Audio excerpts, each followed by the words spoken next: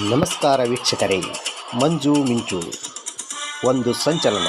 ಭಾರತೀಯ ಸಂಸ್ಕೃತಿ, ದೇಶದ ಅಭಿವೃದ್ಧಿ, ಸರ್ವ ಜನಾಂಗದ ಸಾಮಾಜಿಕ ಬದ್ಧತೆಗೆ ಆದ್ಯತೆಯೇ ನಮ್ಮ ಮಂಜು ಮಿಂಚು.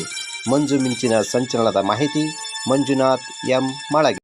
ನಾಳೆ ಒಂದು ಕಾರ್ಯಕ್ರಮದಲ್ಲಿ ದಿವ್ಯ ಸಾನ್ನಿಧ್ಯವನ್ನು ಶ್ರೀ ರೇವಣಸಿದ್ಧ ಶಿವಾಚಾರ್ಯ ಮಹಾಸ್ವಾಮಿಗಳು ಹೊಂದಾಡಮಠ ಕಲಗಟ್ಟಿಯವರು ಬರ್ತಾ ಇದ್ದಾರೆ.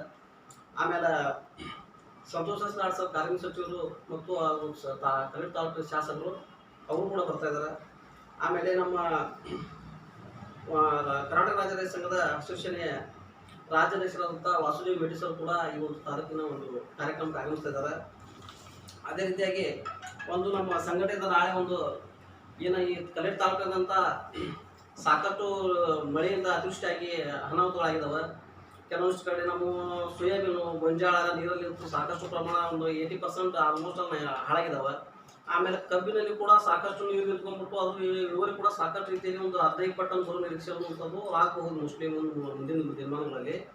ಅದಕ್ಕಾಗಿ ನಾವು ಕಲಗಟ್ಟಿಯ 12 ಮಠದಿಂದ ನೂರಾರು ರೈತರು ಸಂಖ್ಯೆ ಸೇರಿಕೊಂಡು ಒಂದು ತಾಲೂಕಿನ ದಂಡಾಧಿಕಾರಿಗಳಿಗೆ ನಾಳೆ ಮನವಿ ಪತ್ರವನ್ನು ಕೊಡೋ ಕಾರ್ಯಕ್ರಮ ಮಾಡ್ತಾ ಇದ್ದೀವಿ. ಎಲ್ಲ ರೈತರು ಸೇರಿ ಕಾಲ್ನಡಿಗೆ ಮುಖಾಂತರ ಮಾಡ್ತಾ ಇದ್ದೀವಿ. ನಾವು ನಾಳೆ ಸಮಯ ಮುಂಜಾನೆ 12 ಗಂಟೆಗೆ ನಾವು ಅಲ್ಲಿಂದ ಬಂದ್ಬಿಟ್ಟು ದಂಡಾಧಿಕಾರಿಗಳಿಗೆ ಅದು ಮನವಿಯನ್ನು ಕೊಡ್ತಾ ಇದ್ದೀವಿ.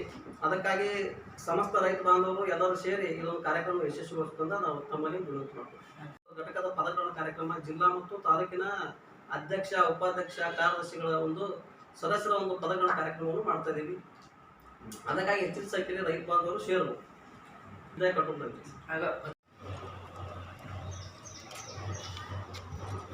Thank you. ಬೆಂಗಳೂರು ಇವರ ವತಿಯಿಂದ ಧಾರವಾಡ ಜಿಲ್ಲೆಯ ಕಲಗಟ್ಟಿ ತಾಲೂಕಿನಲ್ಲಿ ತಾಲೂಕಾ ಪದಾಧಿಕಾರಿ ಪದಗಳ ಕಾರ್ಯಕ್ರಮ ಹಾಗೂ ತಾಲೂಕಿನಲ್ಲಿ ಆದಂಥ ಅತಿವೃಷ್ಟಿ ಹಾಗೂ ಅನಾವೃಷ್ಟಿ ಸಂಬಂಧ ಗೋವಿಂಜಾಳ, ಸೋಯಾಬೀನು, ಕಬ್ಬು ಹಾಗೂ ತೋಟಗಾರಿಕೆ ಬೆಳೆಗಳಾದ ಪ್ರಮುಖ ಬೆಳೆಗಳು ಎಲ್ಲವೂ ಸಂಪೂರ್ಣ ನಾಶವಾಗಿದ್ದು, ಇದರ ಬಗ್ಗೆ ನಾವು 12 ಸಮಯ ಮಠದಿಂದ ತಹಸೀಲ್ದಾರ್ ಆಫೀಸ್ವರೆಗೂ ಕಾಲ್ನಡಿಗೆ ಮುಖಾಂತರ ನಾವು ಮನವಿ ಕೊಡಬೇಕಂತ ನಾಳೆ ಈ ಕಾರ್ಯಕ್ರಮ ಇಟ್ಕೊಂಡಿವಿ. ಈ ಕಾರ್ಯಕ್ರಮಕ್ಕೆ ತಾಲೂಕಿನ ಎಲ್ಲ